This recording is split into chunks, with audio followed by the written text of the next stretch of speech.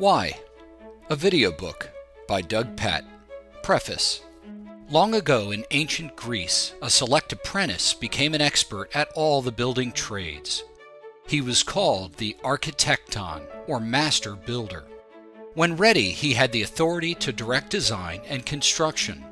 Today, young architects don't need to pursue physical training in building.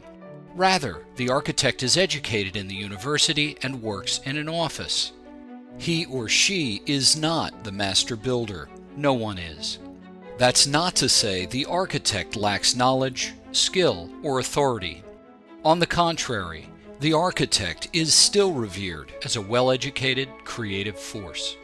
When the 1991 graduates of Penn State University's Architecture School were introduced to computer-aided design, a few chose to focus on the technology, but the majority stuck with the status quo: hand drawing, drafting, and model making.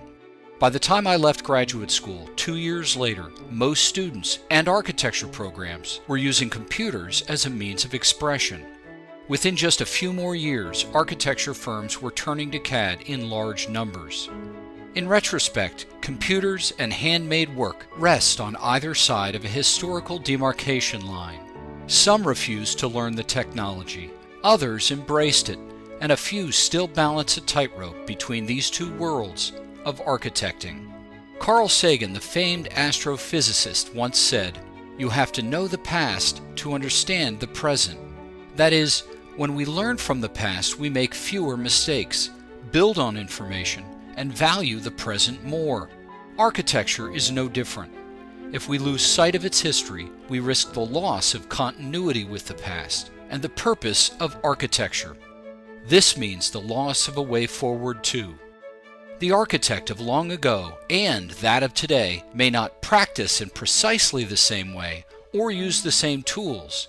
However, they do share common ground: history. But not everyone knows that history. There is a kind of mythology in today's culture about architects. Part of it is due to what people read and see in books, TV, or movies. Or perhaps it's because there simply aren't that many architects.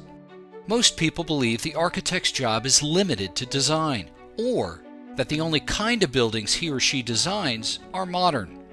Architects are perceived as expensive. A common stereotype portrays architects as aloof and pompous, and the truth is, many are. And to make matters worse, architects are famous for intellectualizing their work, already esoteric in its complexity.